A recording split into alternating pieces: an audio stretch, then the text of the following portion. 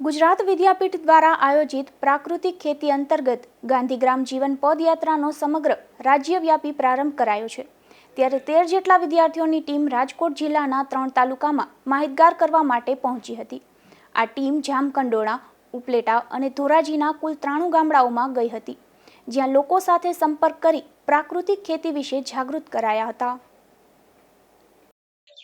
મારું નામ મેટાળિયા કાજલ રમેશભાઈ છે। હું બોટાદ જિલ્લાથી આવું છું। હાલમાં ગુજરાત વિદ્યાપીઠમાં અભ્યાસ કરું છું। અમે અહીંયા પ્રાકૃતિક ખેતી વિશે સમજાવવા અને માહિતી આપવા આવીએ છીએ। પ્રાકૃતિક ખેતીમાં 5 પંચામૃત હોય છે: આચ્છાદન, જીવામૃત, બીજામૃત, મિશ્ર ખેતી, સજીવ ખેતી, વાપસા વગેરે। પાંચમાંથી બીજામૃત એટલે બીજને પટ લગાવવામાં આવે છે અને તેનું સંસ્કરણ કરવામાં આવે છે। બીજામૃત કઈ રીતના બને છે તેની હું માહિતી આપું છું। બીજામૃતમાં 20 લીટર પાણી હોય છે, 2 લીટર ગૌમૂત્ર હોય છે, 5 કિલોગ્રામ ચૂનો હોય છે, 5 કિલોગ્રામ સજીવ માટી હોય છે। આ બધાને મિક્સ કરીને એક ઢાંકામાં મૂકવામાં આવે છે અને તેના ઘડિયાળના કાંટા વડે ગોળ ગોળ ફેરવવામાં આવે છે અને 24 કલાક સુધી તેને રાખવામાં આવે છે અને 48 કલાક થાય પછી તેનો ઉપયોગ કરવામાં આવે છે। આ બીજામૃત એ ખૂબ જ સારું અને ખેડૂતો માટે ખૂબ જ ઉપયોગી બને છે। આનાથી ખેતીને અને ખેડૂતોને શું શું ફાયદો? આનાથી ખેડૂતોને જે બહારથી બીજને લાવવામાં આવે છે તેના કરતા આ ઘરેથી જે બનાવવામાં આવે છે તેમાં વધારે ફાયદો થાય છે।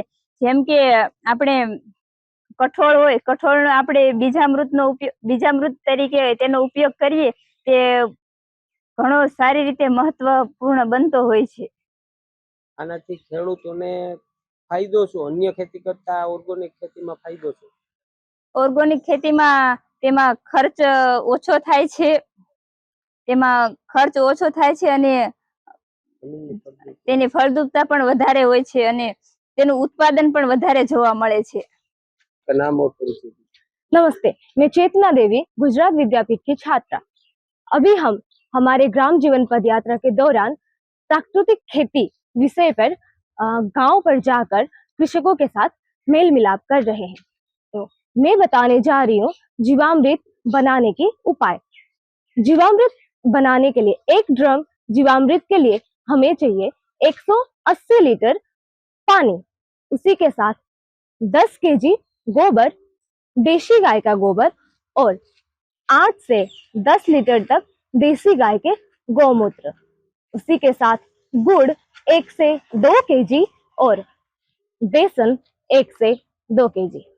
इसके साथ पेड़ के नीचे की मिट्टी 1 मुट्ठी लेनी है और इसको एक ड्रम में भरकर एक मोटी लकड़ी से घड़ी की दिशा में दिन में सुबह और शाम 2 बार घुमानी है और उसको मिक्स करके बोरे से ढककर 1 सप्ताह तक रखनी है और उसके बाद हम उसको 15 दिन तक प्रयोग कर सकते हैं।